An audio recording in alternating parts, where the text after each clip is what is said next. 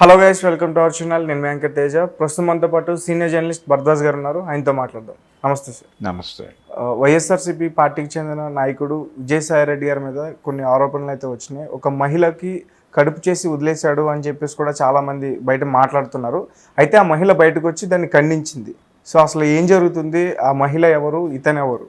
అతను ఎవరో మీకు తెలుసు కదండి. మళ్ళీ నన్ను అడుగుతారు. అతను విజయసాయిరెడ్డి అని మీరే చెప్పారు కదా. విజయసాయిరెడ్డి ఎవరో అందరికీ తెలుసు, ప్రపంచానికి కొత్తగా చెప్పక్కర్లేదు. ఆయన వైఎస్ఆర్సీపీ నాయకుడు. నెంబర్ 2 నెంబర్ 3 అనే విషయంలో కొంత గందరగోళం ఉన్నప్పటికీ ఆయన ఆడిటరు, తర్వాత రాజకీయ నాయకుడు, చాలా పాపులారిటీ ఉన్నటువంటి వ్యక్తి. అయితే ఈ ఎపిసోడ్లో తెలుగుదేశం మీడియా అత్యుత్సాహం జుగుప్సాకరమైన రీతిలో ప్రదర్శన చేశారు. అంటే గుసగుసల ప్రచారం అనేది మొదటి నుంచి టీడీపీ చేస్తోంది. టీడీపీ మీడియా కూడా అదే చేస్తోంది. విస్పరింగ్ క్యాంపెయిన్ అంటారు. గుసగుసల ప్రచారం, వాడాట, అలాట, వీడు ఇలాట అని ఈ టకారపు ప్రచారాలు ఎక్కువ. ఈ టకారపు ప్రచారాలు చేసేటువంటి తెలుగుదేశం మీడియా ఒక ఆరోపణ పట్టుకుని దాన్ని లీడ్ తీసుకుని చాలా దూరం వెళ్ళి వ్యక్తిత్వ హననానికి పాల్పడ్డారు. వ్యక్తిత్వ హననము అంటే వాళ్ళ క్యారెక్టర్ అసాసిన్ చేసేటువంటి రేంజ్కి వెళ్ళిపోయారు. విజయసాయి రెడ్డిని ఒకసారి కలిసింది ఆవిడ అసిస్టెంట్ కమిషనరు ఎండోమెంట్స్ వైజాగ్. ఆవిడ ఒకసారి కలిసిన ఫోటో ఉంది వీళ్ళ దగ్గర. ఆవిడ భర్త మదన్మోహన్ అనే అతను ఒక ఆరోపణ చేశాడు ఆవిడ మీద, ఒక ఎలిగేషన్ చేస్తూ ఎండోమెంట్ కమిషనర్కి ఒక లెటర్ రాశాడు. ఆ లెటర్ లీడ్గా తీసుకున్నారు. ఆ లెటర్లో వారు రాసింది ఏంటంటే, నేను దేశంలో లేను, విదేశాల్లో ఉండగా నా వైఫ్ గర్భవతి అయింది, దీనికి ఎవరు కారణము, నాకు రకరకాల అనుమానాలు ఉన్నాయని అతను ఏదో రాశాడు. దాన్ని లీడ్ తీసుకుని ఇది చాలు మనకి అని విజయసాయిరెడ్డి వ్యక్తిత్వ హననానికి పాల్పడ్డారు.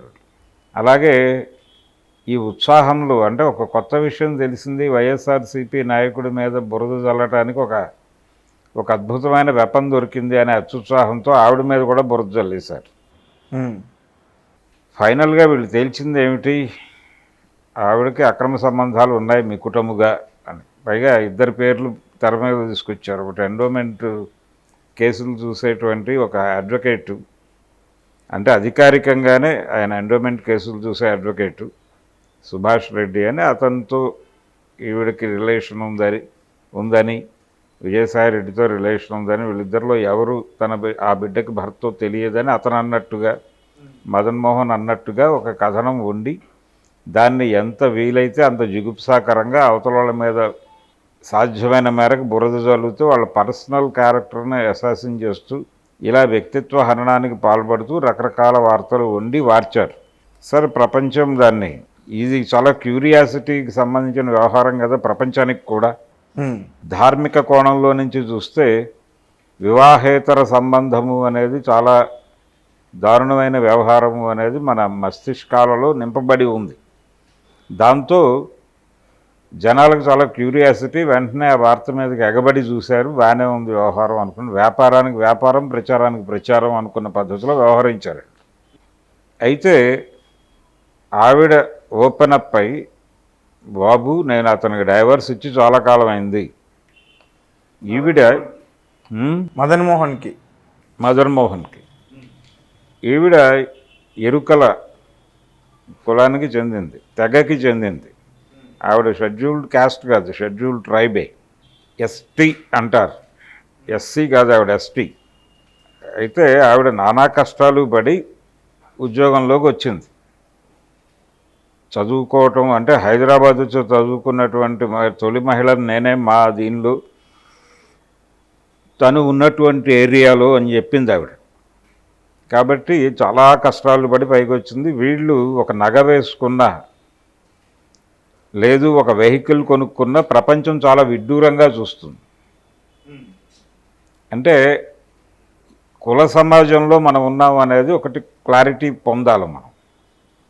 ఈ కుల సమాజంలో ఒక షెడ్యూల్డ్ తెగలకు చెందిన వాళ్ళు కానీ, షెడ్యూల్డ్ కులాలకు చెందిన వాళ్ళు కానీ మంచి బట్టలు కట్టుకున్నా, మంచి నగలు పెట్టుకున్నా అదో పెద్ద విడ్డూరమే. ఎక్కడో కొట్టుకొచ్చారనే టేక్ ఇట్ గ్రాంటెడ్గా మాట అనేస్తారు. చాలా ఈజీగా అంటారు ఆ మాట. అదే ఆ మాట ఎలక్ట్రానిక్ మీడియాకి అలాగే డిజిటల్ మీడియాలోనూ టాప్ ఎండ్ అంటే విపరీతమైన వ్యూవర్షిప్ ఉన్నటువంటి ఛానల్స్ నిస్సిగ్గుగా మాట్లాడటం మొదలుపెట్టినాయి, మహా టీవీ లాంటివి. దీనివలన ఏం జరుగుతుంది అంటే వాళ్ళు టార్గెట్ చేసిన వ్యక్తి విజయసాయి రెడ్డి, అతన్ని వ్యక్తిత్వ హరణ అనేది ప్రోగ్రాం. ఈ శాంతి అనే ఆవిడ జస్ట్ ఆపరేటర్స్, ఒక పట్కార్ లాంటిది. ఆయన వ్యక్తిత్వాన్ని చంపేయటం కోసం ఈ అమ్మాయిని ఆ విధంగా వాడేసి, ఒకవేళ అసలు ఇదంతా కాదు, ఆ అమ్మాయి డైవర్స్ తీసుకోలేదు, విజయసాయి రెడ్డికి 68 సంవత్సరాలు, 67 68 అంటున్నారు, ఈవిడికి 35 అంటున్నారు, వాళ్ళ మధ్య ఏదన్నా ఎఫ్ఐఆర్ ఉంది, వీళ్ళకి ఏమిటి సంబంధం ప్రపంచానికి? సుప్రీంకోర్టు ఏం చెప్పింది? ఆ మధ్య ఒక జడ్జిమెంట్ ఉంది, చదువుకోరు వీళ్ళెవరు. ఏం చెప్పింది స్పష్టంగా? వాళ్ళిద్దరికీ ఇష్టమై, ఎవరైనా సరే ఇద్దరు వ్యక్తులకి వాళ్ళు మైనర్స్ కాకుండా ఉంటే వాళ్ళిద్దరికీ వ్యక్తిగతంగా ఇష్టమై ఇద్దరికీ విడివిడిగా వివాహాలు అయి ఉన్నప్పటికీ వాళ్ళిద్దరికీ పర్సనల్గా ఇష్టం అయి ఉంటే, ఒకళ్ళ బలవంతం ఇంకొకళ్ళ మీద లేకుండా ఉన్నట్లయితే ఇద్దరు వ్యక్తులు కలిసి ఉండడం తప్పేం కాదు అని చెప్పింది. వీళ్ళకెందుకు? భర్త పరిస్థితి ఏంటి, భార్య పరిస్థితి ఏంటి? కాదండి, ఆవిడ నేను డైవోర్స్ ఇచ్చానని చెప్తోంది ఓ పక్కన స్పష్టంగా. ఆ కమ్యూనిటీలో ఎలా ఉంటుందంటే వాళ్ళు ఏదో ఒక ఒప్పందం రాసుకుని విడిపోతారు, అదే జరిగింది అక్కడ. కాకపోతే దానికి లీగల్ బైండ్ ఓవర్ ఇవ్వడానికి ఒక లీగల్ ఇది ఉంది, దానికి అప్రోచ్ అయి ఉన్నారు, అది ప్రాసెస్ నడుస్తోంది. అది చెప్పింది ఆవిడ. చెప్పిన తర్వాత అది అయిపోయిన తర్వాత ఎప్పుడైతే ఈ కాగితాలు రాసేసుకున్నారో ఇమీడియట్గా ఆవిడ తన జీవితంలో ముందుకెళ్ళిపోయి వేరే అతనితో ఉంది. ఆవిడే చెప్తోంది కదా సుభాష్ అనే అడ్వకేట్తో ఉన్నానని. సుభాష్ అని అంది ఆవిడ, సుభాష్ రెడ్డి అనలేదు. ఇక్కడేమో ఈ ఎండోమెంట్ అడ్వకేట్ సుభాష్ రెడ్డి. ఈ రెడ్డి, ఆ రెడ్డి లేని వ్యక్తి ఒకరా కాదా అనే విషయంలో చిన్న కన్ఫ్యూజన్. ఈ కన్ఫ్యూజన్ మీద కూడా కథనాలు వండేస్తున్నారు. ఈ పద్ధతిలో అంటే రంధ్రాన్వేషణ అనేది చేస్తారు జనరల్గా. రంధ్రాన్వేషణ కాదు ఇది, ఇది పూర్తిగా తూమాన్వేషణగా మాట్లాడాలి. అంటే చాలా పెద్ద ఎత్తున దీన్ని వాడుకొని ఏదో లబ్ధి పొందాలనేటువంటి తాపత్రయం కనిపిస్తున్నాయి. విజయసాయి రెడ్డి గారు కూడా ప్రెస్ మీట్ పెట్టాడు కదా ఈరోజు. ప్రెస్ మీట్ పెట్టి నన్ను అనేక మంది కలుస్తారు, అమ్మాయి కూడా కలిసింది, ఫోటో దిగింది. అది పట్టుకొని మీరు ఇష్టం వచ్చినట్టు కథనాలు అల్లేస్తే ఎలాగా? నేను సీరియస్గా లీగల్గా ప్రొసీడ్ అవుతాను. ఎవరైతే ఈ వార్తలు వండి వారుస్తున్నారో వాళ్ళ మీద నేను కేసులు పెట్టబోతున్నాను అని చెప్పాడు ఆయన. ఆ కేసులు ఫైట్ చేసుకుంటారు వాళ్ళు ఎలాగూ, అంటే అంత ఈజీగా వదిలిపెట్టాడు ఆయన. ఇది ఆ అమ్మాయి క్యారెక్టర్ని అసాసిన్ చేసే రైట్ ఎవరిచ్చారు అసలు? మీరు ఇది సంబంధం లేని వ్యవహారం. అమ్మాయి జీవితాన్ని రోడ్డు మీద పెట్టే హక్కు ఎవరిచ్చారు వీళ్ళకి? ధార్మిక కోణంలో జడ్జిమెంట్లు ఎందుకు పాస్ చేస్తున్నారు? అవినీతి జరుగుంటే అవినీతి జరిగిందని అక్కడ వరకు చేయండి. ఇప్పుడు ఆవిడ ఏదో ఒక లంకలమ్మ ఏదో సంథింగ్ ఒక పేట ఉంది వైజాగ్లో, అక్కడ ఉన్నటువంటి దేవాలయానికి సంబంధించిన భూమి నిబంధనలకు వ్యతిరేకంగా ఒక కంపెనీ వాళ్ళకి ఎవరికో లీజ్కి ఇచ్చింది ఆవిడ. అది దాని మీద ఒక చర్చ జరుగుతోంది. అలా ఇవ్వటం తప్పు అయితే లీగల్గా ప్రొసీడ్ అవ్వాలా, అమ్మాయికి శిక్ష వేస్తే కోర్టు వేస్తుంది. వీళ్ళకెందుకు మీడియా ట్రయల్స్ ఎందుకు? మీరు వార్త రాయండి. శాంతి అనేటువంటి అసిస్టెంట్ కమిషనరు చొరవ తీసుకుని తన ప్రయోజనాల కోసం, వ్యక్తిగత ప్రయోజనాల కోసం ఫలానా అతని పేరు ఆనంద్ అనుకుంటాను, అతనికి లబ్ధి చేకూర్చడానికి, అతని కంపెనీకి లబ్ధి చేకూర్చడానికి ఎండోమెంట్కి సంబంధించినటువంటి ఒక ప్రాపర్టీని కేటాయింపులు జరిపారు, అక్రమం కేటాయింపులు జరిపారు అని వార్త రాయండి, దాని మీద లీగల్గా ప్రొసీడ్ అవ్వండి, ఆవిడని జైల్లో వేయించండి, కుదిరితే ఉరి వేయించి చంపించేయండి, తప్పేం లేదు దానిలో. కానీ వ్యక్తిత్వ హననానికి పాల్పడితే ఎలాగా? ఆవిడ విజయసాయి రెడ్డికి లైజానింగ్ ఆఫీసర్గా పనిచేశారు, ఉద్యోగం కోసము లేకపోతే మరొక పని మీద ఆయన్ని అప్రోచ్ అయ్యే ప్రతి ఒక్కళ్ళ దగ్గర ఈవిడ వసూలు చేసి ఆయనకు సరఫరా చేసేది అని కూడా మాట్లాడుతున్నారు కదా. పోనీ దాని మీద డిపెండ్ అయ్యి మీ దగ్గర ఉన్న ఆధారాలతో కోర్టుకు వెళ్ళండి, లేదు వార్త రాయండి, మా దగ్గర ఈ ఆధారాలు ఉన్నాయి, ఇదిగో ఫలానా వాడు ఫలానా డీల్లో విజయసాయి రెడ్డిని అప్రోచ్ అయ్యాడు, అప్రోచ్ అవ్వడానికి ముందు ఇక్కడ పేమెంట్ ఇచ్చాడు, దానికి సంబంధించి ఇదే ఆధారం అని చెప్పు. అది కథే, అది వార్తే, అది కథ కాదు వార్తే. ఆ వార్త ఆధారంగా మీరు కోర్టులో కేసు వేసుకోండి, తప్పేం లేదు. కానీ రిలేషన్స్ అంటగట్టి వార్తలు రాసేస్తే దాని మీద గేమ్ నడపాలనుకుంటే ఎలా? మీరు క్యారెక్టర్ అసాసిన్ చేయటం ద్వారా మీరు సెన్సేషన్ క్రియేట్ చేయాలనుకోవటం చవకబారుతనం తప్ప మరొకటి కాదు. ఆ చవకబారు ప్రచార తత్పరత తెలుగుదేశం పార్టీలో విపరీతంగా ఉంది. అందులో భాగంగానే ఇప్పుడు ఈ అక్రమ సంబంధం తాలూకా ఎపిసోడు తెలుగు ప్రాంతాలలో ఉన్నటువంటి ప్రతి ఒక్కరి ఫోన్లోనూ తత్సంబంధమైన వీడియోల రన్ నడుస్తోంది.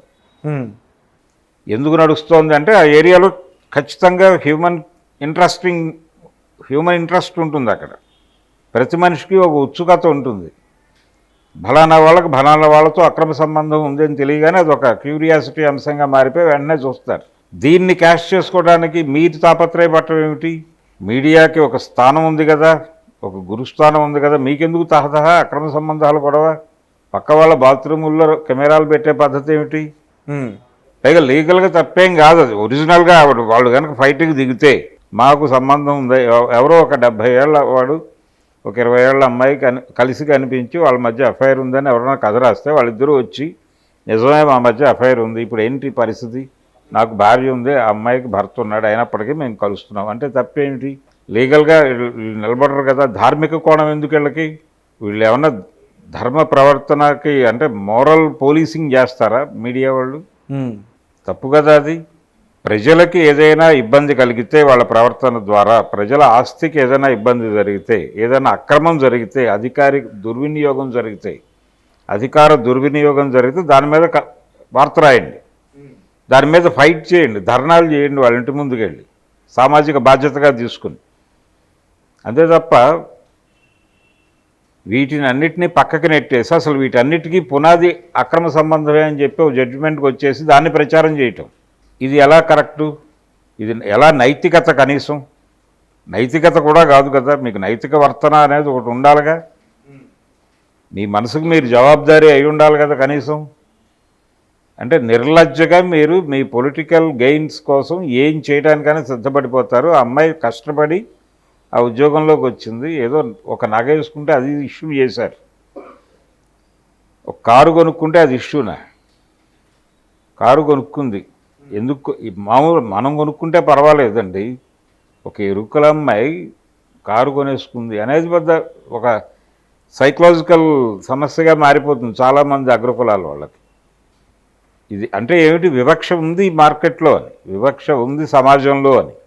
ఈ అమ్మాయికి ఒక ఎఫ్ఐఆర్ అంటగట్టేసి ఇద్దరితో ముగ్గురితో ఎఫ్ఐఆర్లు అంటగట్టేసి వార్తలు రాస్తూ ఆ నేపథ్యంలో ఆవిడ ఇంత లగ్జూరియస్ లైఫ్ లీడ్ చేస్తోంది అనేది ఎస్టాబ్లిష్ చేసి డబ్బులన్నీ ఆవిడకి అక్రమ సంబంధాల నుంచి జనరేట్ అవుతున్న డబ్బులతో అనేది ఎస్టాబ్లిష్ చేయడానికి నువ్వు పడరాని పాటలు పడుతున్నావు అనేది అర్థమవుతోంది కదా ప్రపంచానికి. కాబట్టి అనైతికమైనటువంటి పరమ దుర్మార్గమైనటువంటి కథనాలు గత 2 రోజుల నుంచి అక్రమ సంబంధాల చుట్టూ రాష్ట్ర రాజకీయాన్ని తిప్పే ప్రయత్నం చేస్తున్నారు వాళ్ళు. అక్రమ సంబంధము పేరుతో ఎలిగేషన్ వేయటము, ఆ అమ్మాయి పర్సనల్ లైఫ్ని టార్గెట్ చేయటం తప్ప మరొకటి కాదు. పైగా నువ్వు చెప్తున్నది లీగల్గా తప్పు కాదు, నువ్వు ఎలిగేషన్ ధార్మిక కోణంలో చేస్తున్నావు, లీగల్గా కాదు. అది లీగల్గా ఆవిడ ప్రొసీడ్ అయితే మీరు లోపలికి వెళ్తారు. ఆ జ్ఞానం కూడా లేకుండా దాడి చేస్తున్నటువంటి వాళ్ళ విచక్షణ వదిలేసి, ఆల్రెడీ ఆ అమ్మాయి క్లారిఫికేషన్ ఇచ్చింది, అతను క్లారిఫికేషన్ ఇచ్చాడు. చాలా స్పష్టంగా వాళ్ళు మేము లీగల్గా ప్రొసీడ్ అవ్వాలనుకుంటున్నాం అనేది స్పష్టంగా చెప్పేశారు కాబట్టి లీగల్గా ప్రొసీడ్ అయితే కోర్టు ఏ డెసిషన్ తీసుకుంటుందో చూద్దాం ఈ ఎపిసోడ్లో. Thank you so much. Thank you.